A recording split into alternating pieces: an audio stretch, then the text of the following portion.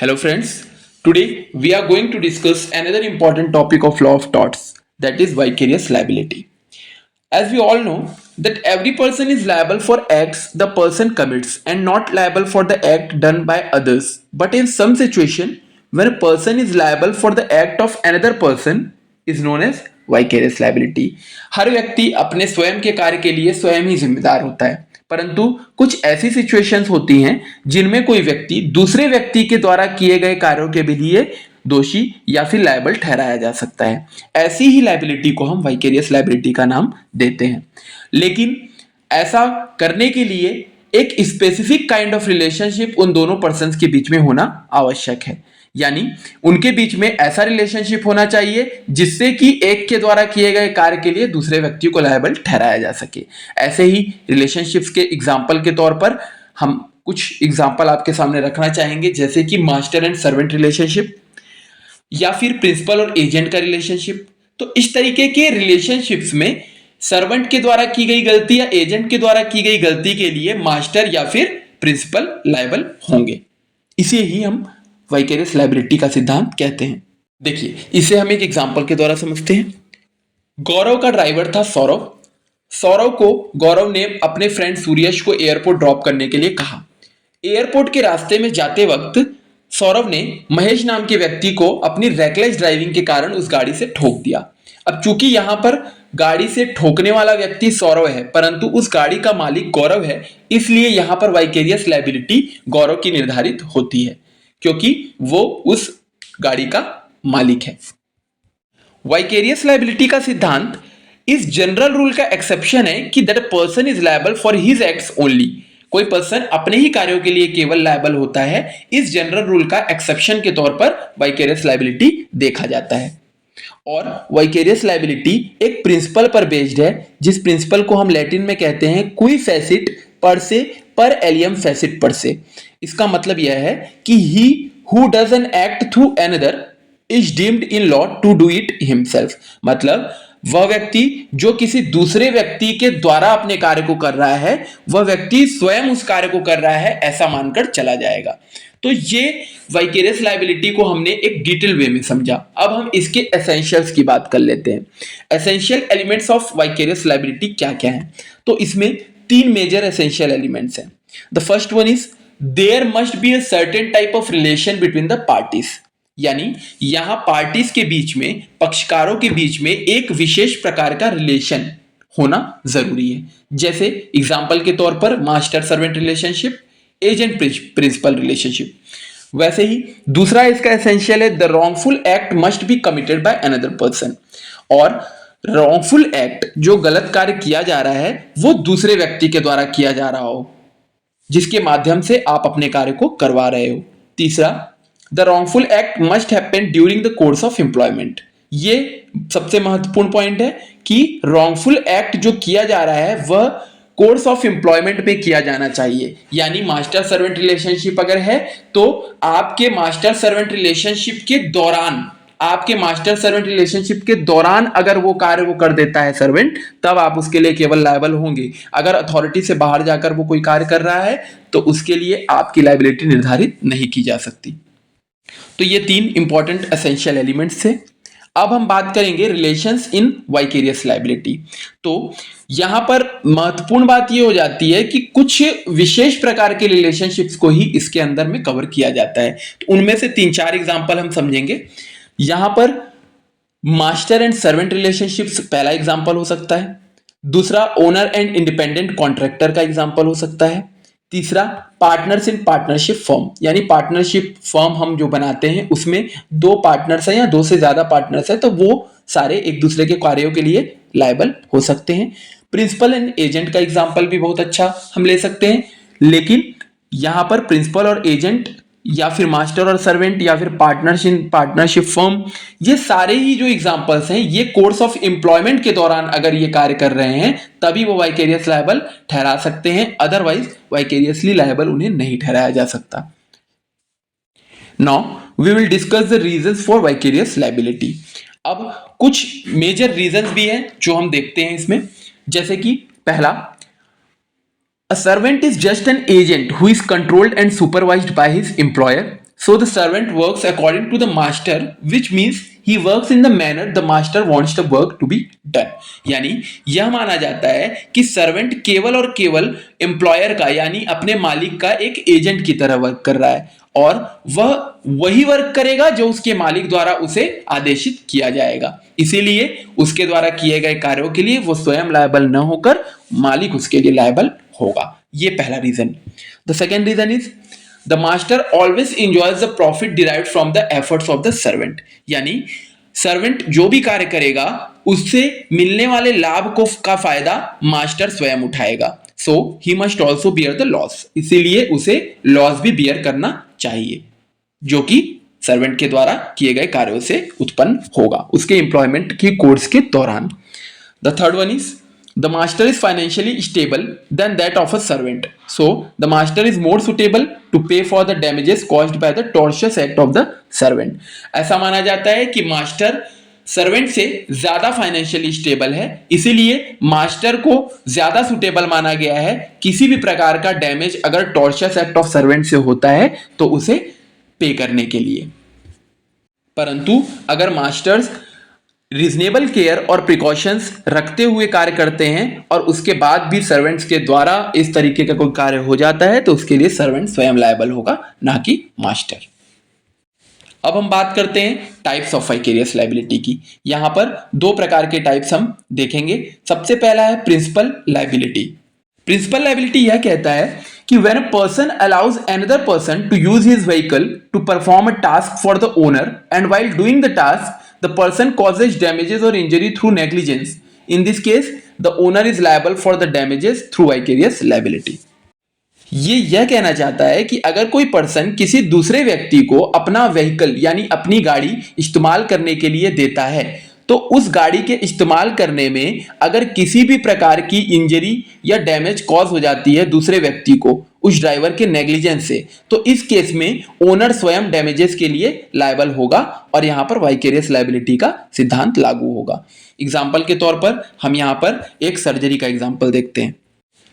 तो यहां ए नाम का व्यक्ति है, उसकी रिसेंट सर्जरी हुई होती है और वह कंप्लीट बेड रेस्ट पर रहता है। तो वह बी को कहता है कि तुम मेरे इंश्योरेंस वर्क को कंपनी में पेपर सेंड करके कंप्लीट कर देना, और इसके लिए ए ने बी को अपनी कार दे दी और कार को ड्राइव करते वक्त बी का एक्सीडेंट हो जाता है और वह एक्सीडेंट बी की रेकलेसनेस के कारण ही होता है। तो इस केस में यहां पर ए को लायबल माना जाएगा बी के द्वारा किए गए एक्सीडेंट के लिए, क्योंकि ए यहां पर ओनर ऑफ द कार था और बी केवल उसको चला रहा था उसके कोर्स ऑफ एम्प्लॉयमेंट के दौरान, इसलिए। वहीं दूसरी तरफ इसी को हम दूसरे वे में समझे तो दूसरे सिचुएशन में अगर ए का कार्य कंप्लीट हो जाने के बाद भी बी पर्सनल यूज के लिए उसकी कार को यूज करता और उसके दौरान उससे अगर कोई एक्सीडेंट हो जाता तो इस कंडीशन में ए लायबल नहीं होता, क्योंकि ये during the course of employment accident नहीं हुआ है और ये पर्सनल यूज करते वक्त बी ने इस तरीके का एक्सीडेंट कर दिया। तो इस केस में वाइकेरियस लायबिलिटी का सिद्धांत वर्क नहीं होगा क्योंकि कोर्स ऑफ एम्प्लॉयमेंट मिसिंग है। अब second type of vicarious liability parental liability कहलाती है। तो in any case when a child creates damage by taking advantage of the situation created by their parents, यानी किसी भी स्थिति में किसी भी परिस्थिति में अगर कोई बच्चा किसी प्रकार का डैमेज कॉज कर देता है किसी को भी या फिर किसी भी प्रॉपर्टी को अपने पेरेंट्स के द्वारा एडवांटेजियस सिचुएशन क्रिएट किए जाने के कारण, तो पेरेंट्स उसके द्वारा किए गए डैमेज के लिए लायबल होंगे। The situations can be allowing a child to drive or leaving a loaded weapon in a child's reach, etc. इसमें कई सारी सिचुएशन हो सकती है, लाइक बच्चा है उसे आप गाड़ी चलाने के लिए दे देते हैं और वो उससे कोई एक्सीडेंट कर देता है, या फिर आप उसे एक लोडेड पिस्टल पकड़ा देते हैं या लोडेड वेपन पकड़ा देते हैं जिससे कि वो बच्चा किसी की तरफ फायर करके उसे डैमेज कर देता है। तो इन सारी सिचुएशंस में पेरेंट्स ही लायबल होंगे और उसे भी वाइकेरियस लायबिलिटी का नाम दिया जाएगा। तो इसे हम लैक ऑफ पेरेंटल सुपरविजन भी कहते हैं। इसीलिए लैक ऑफ पेरेंटल सुपरविजन के लिए वाइकेरियसली लायबल पेरेंट्स ही होते हैं अपने चाइल्ड के नेग्लिजेंस के लिए। अब हम इसमें देखेंगे कि सिचुएशंस कौन कौन सी हैं जिसमें मास्टर लायबल होता है। Situations in which the master is liable. The first one is when the wrong doing arrived from natural consequence of an act of servant. अगर रॉन्ग डूइंग यानी कि जो गलत कार्य हो रहा है वह सर्वेंट के एक्ट का नेचुरल कॉन्सिक्वेंस है तब। And the second one is when the wrong arrived from the negligence of the servant, या फिर रॉन्ग जो कारित हुआ है वह सर्वेंट के नेग्लिजेंट एक्ट के कारण हुआ हो। एग्जाम्पल के तौर पर इसमें हम देख लेते हैं कि B works as a house help for A. B was cleaning as house and forgot to close the door which resulted in the escape of their dog. The dog bit the son. A was liable for all the damages caused by B's negligence. यहां पर B नाम का व्यक्ति जो है वो ए के लिए हाउस हेल्प की तरह कार्य कर रहा था। अब बी के नेग्लिजेंस के कारण घर का डोर खुला रह गया, जिसके कारण वहां से डॉग भागकर चला गया और जाकर उसने उसके बेटे को काट लिया। अब यहां पर ए डैमेजेस के लिए लायबल होगा क्योंकि यहां पर बी की नेग्लिजेंस है और बी कोर्स ऑफ एम्प्लॉयमेंट के दौरान है, इसलिए। The third point is when the wrong doing through the mistake in execution from the lawful authority.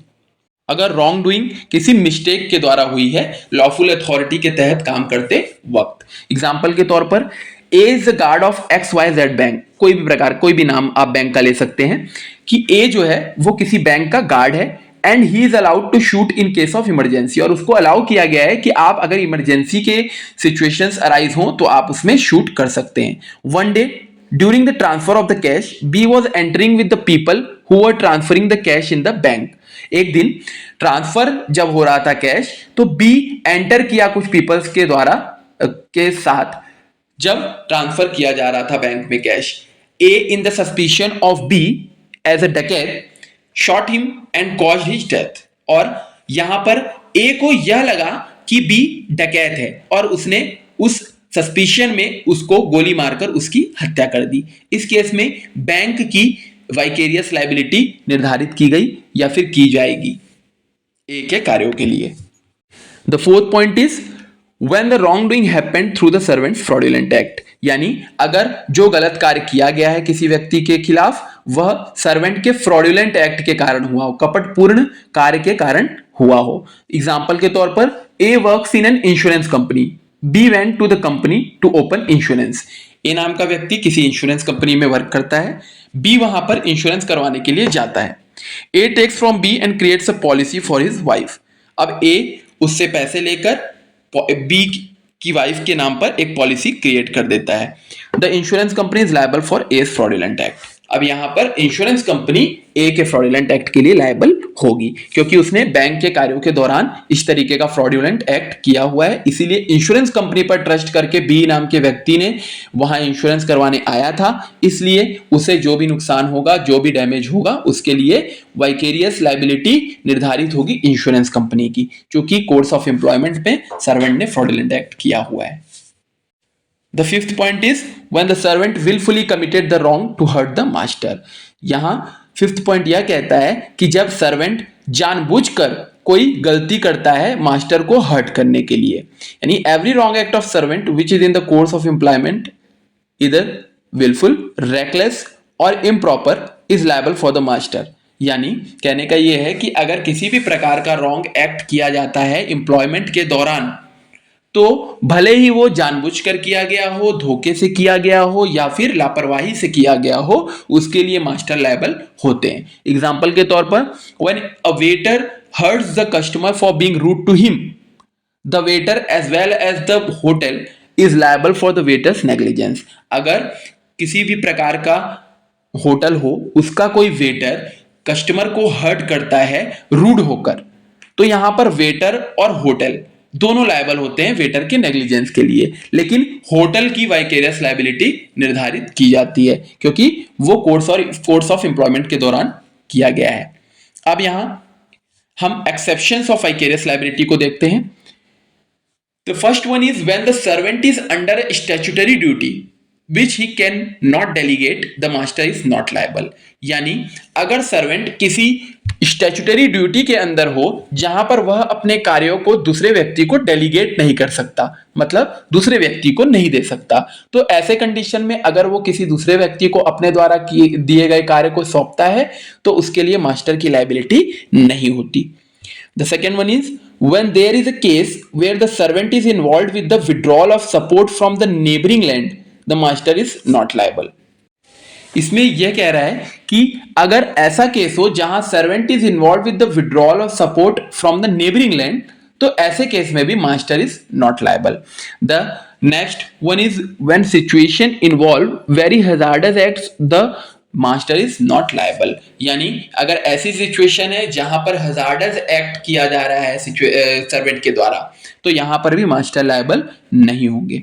And the fourth point is when situations involve escaping from the fire, the master is not liable. अगर fire एक proper place में जल रही है जहां उसे जलनी चाहिए थी, परंतु कुछ ऐसे नेचुरल कैलेमिटी के कारण या फिर किसी नेचुरल एक्ट के कारण वो फायर एस्केप कर जाती है, तो ऐसे कंडीशन में भी मास्टर लायबल नहीं होते हैं. होप आज की वीडियो आप सभी को पसंद आई होगी और हमने इस टॉपिक को डिटेल वे में आप तक पहुंचाने की जो कोशिश की है हम उसमें सफल हुए हों. एंड अगर आपको इस वीडियो से रिलेटेड किसी भी प्रकार का कोई डाउट है तो आप नीचे दिए गए कमेंट बॉक्स पर पूछ सकते हैं. ऐसे ही और इंफॉर्मेटिव वीडियोस के लिए हमारे साथ जुड़े रहें और हमारे चैनल को सब्सक्राइब करना ना भूलें. धन्यवाद.